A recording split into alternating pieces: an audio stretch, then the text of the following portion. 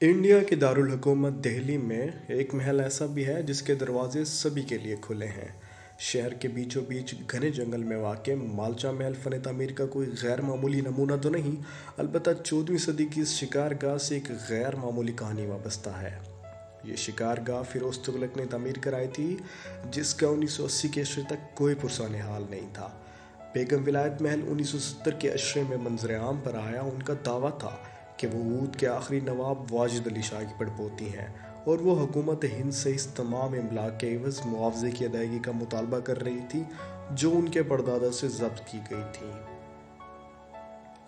जब कोई सुनवाई नहीं हुई तो एक दिन अचानक उन्होंने नए दिल्ली रेलवे स्टेशन के वीआईपी लाउंज को अपना मसकन बना लिया। 10 साल तक उन्हें वहाँ से हटाने की भरपूर कोशिश जब नाकाम साबित हुई तो आखिरकार हुकूमत हिंद ने इन्हें मालचा महल अलाट कर दिया था। उस वक़्त तक ये सिर्फ एक शिकारगाह थी जिसमें महकमा सारी कदीमा की भी कोई दिलचस्पी बाकी नहीं थी। जब विलायत महल ने लखनऊ में एक घर और दिल्ली में एक फ्लैट की पेशकश मुस्तरद कर दी तो हुकूमत ने इन्हें ये शिकारगाह ऑफ़र की थी। उन्होंने ये पेशकश मंजूर कर ली और वो अपने साथ एक बेटे प्रिंस अली रज़ा, बेटी सकीना महल, अपने चंद खानसामों और चंद कुत्तों के साथ इस महल में मुंतकिल हो गई। उन्होंने ही इस शिकारगाह को मालचा महल का नाम दिया। इस महल में ना तो बिजली थी, ना पानी, ना खिड़कियां, ना ही दरवाजे, बस चारों तरफ मेहराबें और जंगली जानवरों को रोकने के लिए कुछ लोहे की जालियां। हुकूमत ने इसकी मुरम्मत कराने का वादा तो किया था जो शायद कभी पूरा ना हो सका।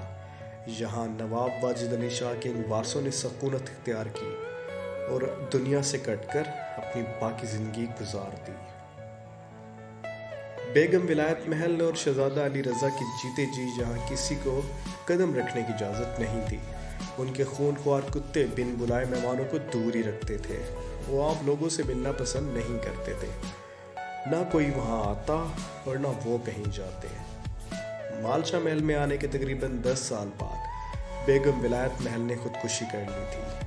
चंद साल कबल बेगम सकीना महल भी गुजर गईं, लेकिन इससे पहले उन्होंने अपने शाही ख़ानदान पर एक किताब लिखी थी जिसकी कापियाँ अभी भी मालचा महल में बिखरी पड़ी हैं।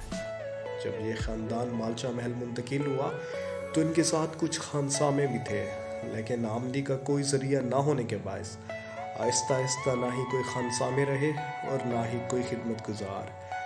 प्रिंस अली रज़ा कई साल से इंतहाई गुर्बत में यहाँ अकेले रहते थे। बस कभी मिलते तो सिर्फ गैर मुल्की साफ़ियों से। उनकी ज़िंदगी भी एक मौमा थी।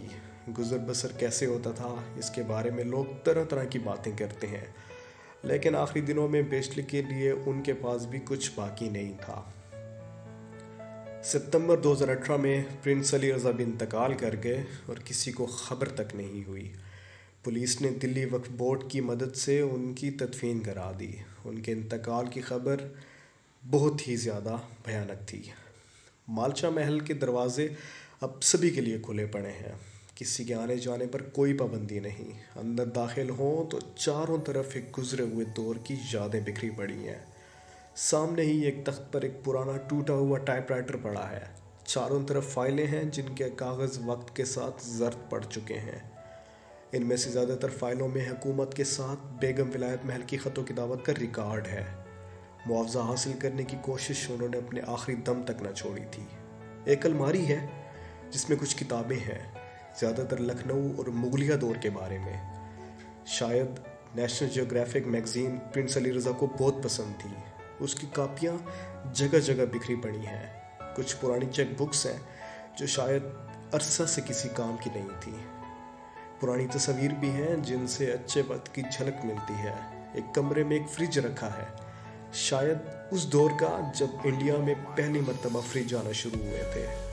उस फ्रिज के अंदर उस साइज़ का बल्ब नस्ब है जो आम तौर पर कमरों में लगाया जाता है। बस अलमिया ये था कि यहाँ कभी बिजली नहीं थी।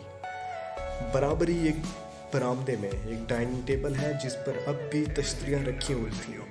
एक और मेज़ पर बाकी क्रॉकरी सजी हुई है। कहना मुश्किल है कि इस मेज़ पर आखिरी मर्तबा कब खाना खाया गया होगा। महल के एक हिस्से में एक खुला बावर्ची खाना है और आसपास बर्तन बिखरे पड़े हैं। करीब ही एक जंग आलूद तलवार पड़ी हुई है। جس پر اس شاہی خاندان کی طرح کبھی بہتر وقت دیکھا ہوگا۔ بیگم سکینہ محل نے ایک مرتبہ ایک صحافی سے کہا تھا کہ عام ہونا صرف ایک جرم ہی نہیں بلکہ گناہ ہے۔ یہی اس خاندان کا المیہ تھا کہ وہ زندگی میں اپنے ماضی کو بھلا نہیں سکے اور موت میں انہیں کسی نے یاد نہیں رکھا۔